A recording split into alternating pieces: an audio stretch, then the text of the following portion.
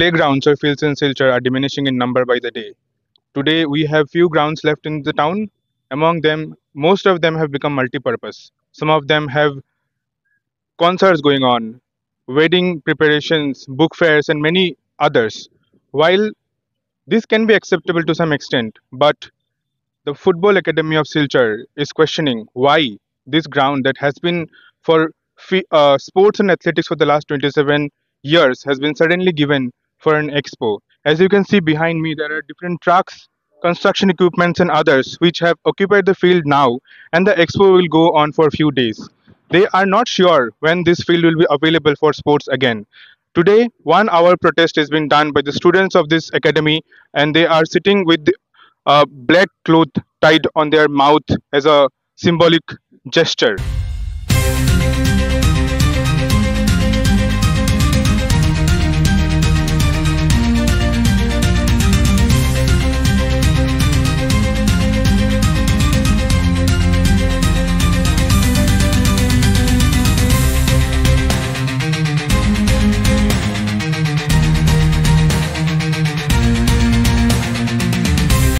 Behind me are the students or the players of Silchar Sporting Club's Football Academy who are protesting today with clothes tied to their mouth as a symbolic gesture of the protest. We'll try to talk to a few of them, and I would like to request my camera person Rohit to show the students, those who are protesting here today.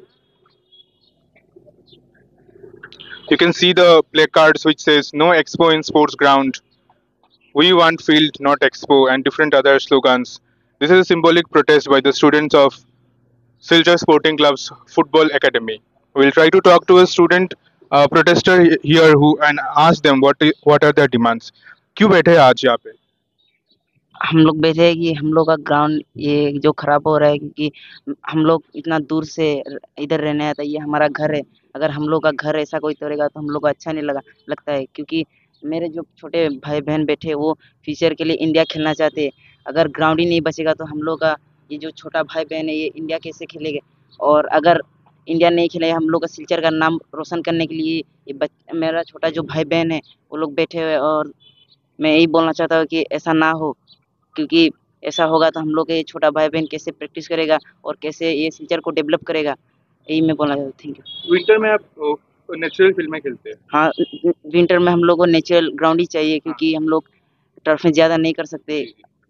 कितने दिन practice करते हो, मतलब weekly हम लोग full करते हैं practice. Every day 7 days a week करते हो? यस। और आप यहीं पे रहते हो, इसी रेसिडेंशियल स्कूल पे रहते हो? यस। आपका नाम?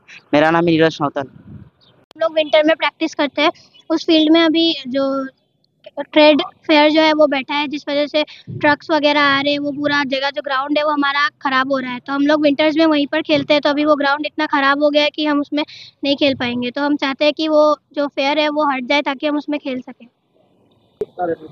यहाँ पे आज क्यों बैठे हो आप लोग? हम लोग इधर में बैठे हैं क्योंकि हम लोग जब बारिश होता है तब हम लोग टर्फ में करते हैं। अभी हम लोग ठंड में हम लोग नेचुरल में करते हैं। अभी एक ट्रेड फेयर के लिए हम लोग नेचुरल में प्रैक्टिस नहीं कर रहे हैं। बहुत सारे ट्रक क्रैंक्स आके हम लोग के ग्राउंड को डैमेज कर रहे हैं। अभी हम लोग इधर में खेले तो हम लोग का सीरियस कुछ इंजरी हो सकते हैं, तो इसलिए हम लोग अभी कहाँ खेलें? हम लोग का भी तो खेलने का भी जगह चाहिए ना, हम लोग को इधर जगह नहीं, तो हम लोग कहाँ खेलें? प्लीज़ मैं ट्रेड फेयर को रिक्वेस्ट करो, इधर में इस ग्राउंड को छोड़ दीजिए। इसको हम लोग को भी प्रैक्टिस करना है, हमको भी जगह चाहिए खेलने के लिए।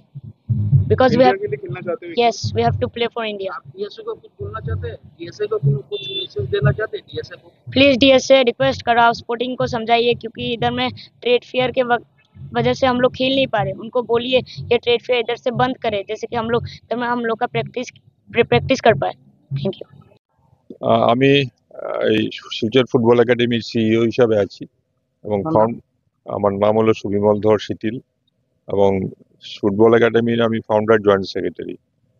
তো আমরা শিলচর স্পোর্টিং প্রথমে আমরা জেলা ক্রীড়া সংস্থা আমাদের একাডেমি ট্রেনিং চলতো, কিন্তু আমাদের প্রথম স্টার্ট হয়েছিল টাউন ক্লাব গ্রাউন্ডে 1997 ইংরেজিতে সেপ্টেম্বর মাসে।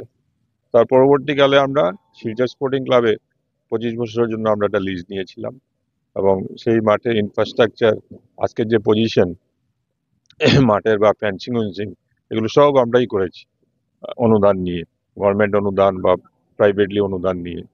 কিন্তু এখন আমাদের 25 বছর পূর্তি হয়ে গেছে, কিন্তু এগ্রিমেন্টটা রিনিউ হয় নাই। কিন্তু রিনিউ না হলেও আমরা এনজয় করছি। আমরা আমরা কাজ চালিয়ে যাচ্ছি। কিন্তু কদিন আগে দেখলাম শিলচর স্পোর্টিং অথরিটি একটা ট্রেড ফেয়ারকে ভাড়া দিয়ে দিয়েছে। দেওয়ার পর আমরা আইনের আশ্রয় নিলাম এবং আমরা সেটা নিয়ে একটা কেসও করেছি। পরবর্তীকালে আমরা local MLA, minister, deputy commissioner ওদেরকেও ইনফরমেশন দিয়েছি যাতে অতি সত্ত্বে এটা বন্ধ করার জন্য। কারণ এই মাঠ থেকেই আমাদের 3টে ছেলে দেশের হয়ে রিপ্রেজেন্ট করেছে। গুলিদম রংমাই, আজমির হোসেন লস্কর, জানচুং রংমাই। এছাড়াও অনেক স্টেট খেলেছে, চাকরি পেয়েছে অনেক ছেলে, ওএনজিসিতে, স্টেট ব্যাংক, সেলটেক্সে, তারপর পুলিশ ডিপার্টমেন্টে। তো এখান থেকে কিন্তু ছেলেগুলো বেরিয়ে এসছে। এই যে অবস্থা, ফিউচারটা কি হবে সেটা সবারই জানা। বর্তমান মাঠের অবস্থা কি? মাঠটা কি অ্যাকচুয়ালি আমরা এই মাঠটা পলি মাটি দিয়ে বানিয়েছি, সো দ্যাট বাচ্চারা যদি মাঠে পড়ে, কারণ ফুটবল তো বডি কন্ট্যাক্ট গেম, পড়বে উঠবে যাতে ইনজুরি না হয়। তো সেই জন্য এই মাঠটা সফট থাকে, এটা গ্রিনিশ সবসময় থাকে। কিন্তু যে অবস্থা করেছে ট্র্যাক দিয়ে কবে যেন প্লেয়েবল কন্ডিশন হবে সেটা বলা মুশকিল। এখানে মানে স্টুডেন্ট মাঠ ডেইলি প্র্যাকটিস করে। এমনিতে আমরা ন্যাচারাল গ্রাউন্ডে সকাল বিকাল মিলে 50-60 জন ছেলে প্র্যাকটিস করে। এছাড়াও আমাদের টার্ফে প্রায় 100 ছেলেরা আছে যারা সন্ধ্যার সময় করে বা সকালবেলা এসে করে আর কি। এখন বর্তমানে এটা প্র্যাকটিস সেটাই সমস্যা হয়ে দাঁড়িয়েছে, কারণ আমাদের আন্ডার-10 গ্রুপ আছে, আন্ডার-13, আন্ডার-15, আন্ডার-16 এবং আন্ডার-19। তো আন্ডার-10-এর যারা লোকাল ছেলেরা আছে ওদের বিগিনার্স একটা গ্রুপ, এলিট একটা গ্রুপ। এলিটের সপ্তাহে 6 দিন হয়, সেটা ন্যাচারাল গ্রাউন্ডে হয়। আজকে যারা এখানটা বসে ওরা প্রতিবাদ করছে সব কিন্তু শিলচর লোকাল ছেলে এবং আমাদের রেসিডেন্ট শিল্ডের ছেলে, কারণ ওরাই এখানটা এনজয়মেন্টটা বেশি করে। কারণ ফুটবলটা হলো টিম গেম। বর্ষার সময় আমাদের ছেলেরা এই টার্ফ গ্রাউন্ডে করে এবং শীতের সময় এই মরশুমে আমরা ন্যাচারাল গ্রাউন্ডে, কারণ মাঠটা তখন বড় পাওয়া যায়। তো এটা একটা সুবিধা বাচ্চাদের জন্য। সেখান থেকে ডিপ্রাইভ হচ্ছে বাচ্চাগুলো।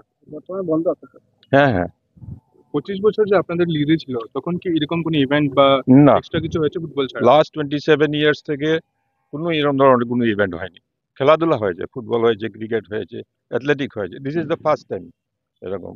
কিন্তু জানি না, একটা মানুষ, মান আর হুঁশ থাকলেই মানুষ হয়। একটা মানুষ এরকম অমানসিকতা করবে সেটা মানে ইয়ে করা যায় না, মানে আশ্চর্য লাগে আর কি। আর ক্রীড়া সংগঠকরাই তারা, শিলচর স্পোর্টিং ক্লাবের প্রেসিডেন্ট বলুন বা জেনারেল সেক্রেটারি যারাই বলুন, ওরা তো ক্রীড়া সংগঠক না।